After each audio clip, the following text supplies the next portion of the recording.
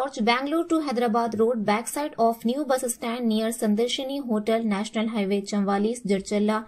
हमारे यहाँ AC rooms, non AC rooms, single rooms, double rooms, sweet rooms, शादी ब्याह और दीगर तकारीब के लिए डॉर्मेटरी हॉल वाजिबी दामों पर तमाम तर सहूलियात के साथ मौजूद हैं। 24 घंटे गर्म और ठंडे पानी की भी सहूलत मौजूद है। इस्तेफादा हासिल करें। मजीद तफसीलात के लिए फोन नंबर 9652181787 या फिर 8499880847 पर रब्त पैदा करें। अस्सलाम वालेकुम नाज़रीन, NH TV में आप सभी का इस्तकबाल है।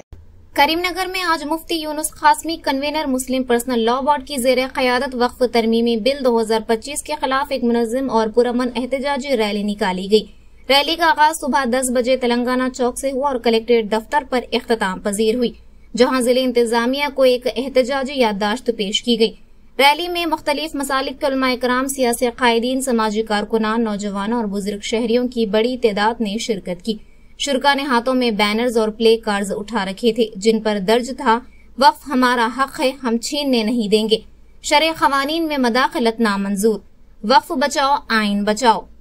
मुक़र्रिरीन ने अपने खिताबात में इस बात पर जोर दिया कि वक्फ अमलाक मुसलमानों की दीनी और रिफाही असास हैं और इन पर हुकूमती मदाखलत आईनी उसूलों और अक़लियतों के मजहबी हुकूक के मुनाफी है।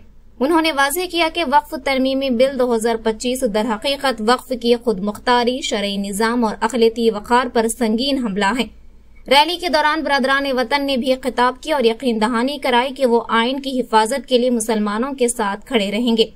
रैली के अख्तिताम पर जिला कलेक्टर को पेश की गई याददाश्त में मुतालबा किया गया कि हुकूमत फौरी तौर पर मुतनाज़ा वक्फ तरमीमी बिल वापस ले, बसूरत दीगर एहतजाज का दायरा मजीद वसी किया जाएगा। मौलाना उमर फारूक की दुआ पर रैली का इख्तिताम हुआ।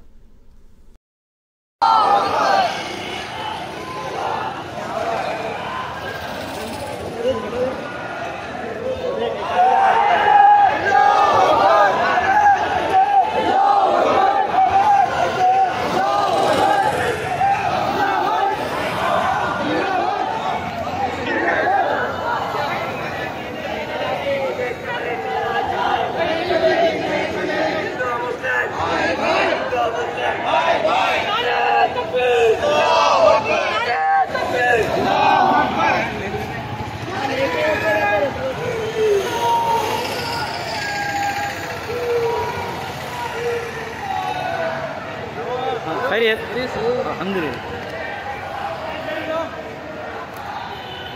इमाम साहब खैरियत।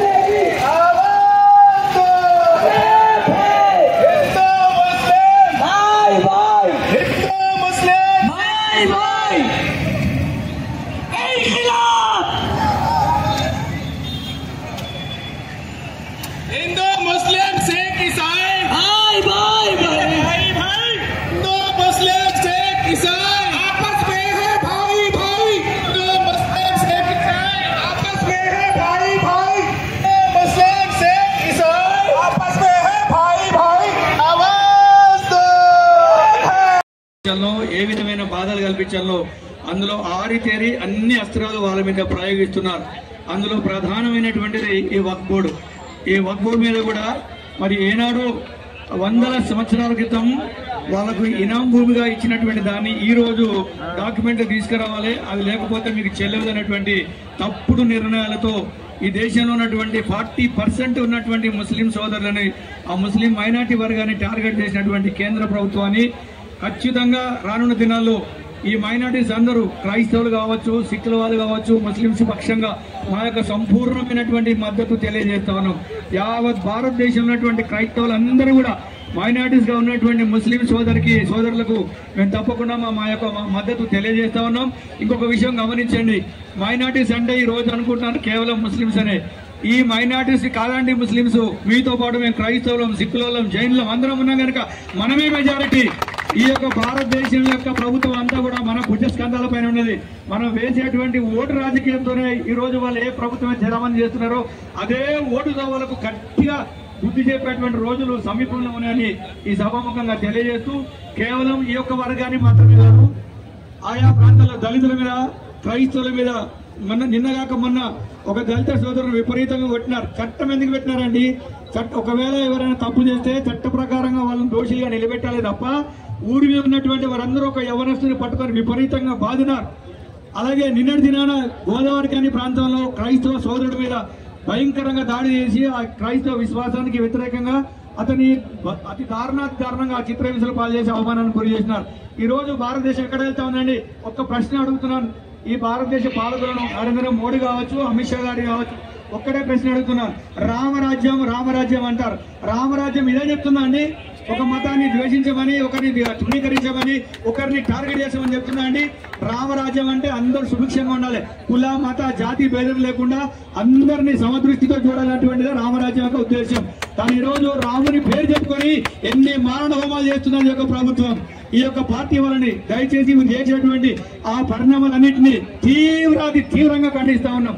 దానికి ఈ రోజు వక్ఫ్ చట్టానికి వ్యతిరేకంగా ఏర్పాటు చేసినటువంటి ర్యాలీకి మా కరీంనగర్ జిల్లాలో ఉన్నటువంటి ప్రతి క్రైస్తవ సోదరులందరూ మా యొక్క సంపూర్ణమైనటువంటి మద్దతు తెలియజేస్తా ఉన్నాం.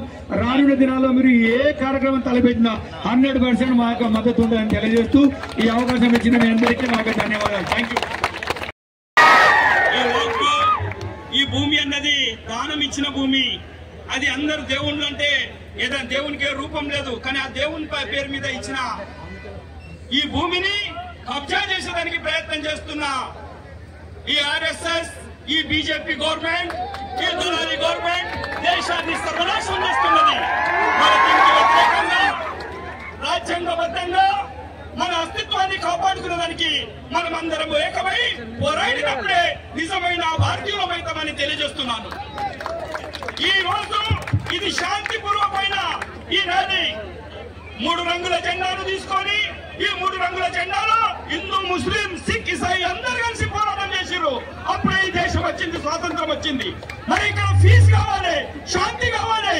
కానీ శాంతిలో ఉగ్రతవాదాన్ని నిర్వహించేది ఎవరు అంటే ఈ ఆర్ఎస్ఎస్ దొంగలు.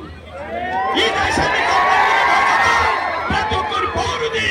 ఆ పౌరత్వాన్ని కాపాడుకునే బాధ్యతగా మనమంతా శాంతపూర్వకంగా ఈ కేంద్ర ప్రభుత్వానికి వినిపించేటట్టుగా ఈ ఒక్కవేళ ఈ మా ర్యాలీతోటి శాంతిపూర్వకమైన ఈ ర్యాలీతోటి వినట్లయితే రాబోయే రోజుల్లో బుద్ధి చెప్పేదానికి ఈవీఎం హటావ్ దేశ్ బచావ్ అన్న పోరాటంతో పాటు మన ఓటును కరెక్ట్ మన గురించి పోరాడే వారికే వేసి మన అస్తిత్వాన్ని కాపాడుకోవాలని తెలియజేస్తున్నాను. ఇది న్యాయమైన పోరాటం. ఇలా చిన్న పిల్లల నుంచి ముసలి వాళ్ళు కూడా వచ్చారు. ఎందు గురించి అంటే న్యాయం ఉన్నది. ఇది దేవుని పేరు మీద ఇచ్చిన వక్ఫ్ భూమిని నీ అబ్బా జాగీర్ కాదు కబ్జాలు చేసుకునేదానికి. కానీ ఈ భూమి మీద మేము ఓట్లు ఎత్తేనే నువ్వు గెలిచి గెలిచావు కనుక నిన్ను కూడా కింద దించడానికి మాకు సత్తా ఉంది. ఆ సత్తా చూయిస్తామని ఈ ర్యాలీ చూయిస్తున్నామని తెలియజేస్తూ ఈ అవకాశం ఇచ్చిన మీ అందరికీ ఉద్యమ అభివందనాలు. ఇప్పటి నుంచి చివరి దాకా కూడా ఇదే జోష్, ఇదే జులుస్ తోటి న్యాయమైన పోరాటం, ఈ పోరాటానికి అందరూ ఏకీభవంగా రావాలని, మరి ఇందులో ఓన్లీ ముస్లింలు అన్నది కాదు, మానవత ఉన్న వాళ్ళు ప్రతి ఒక్కరిలో రావాలని మేము విజ్ఞప్తి చేస్తున్నాం. హిందూ ముస్లిం, హిందూ ముస్లిం, జై హింద్.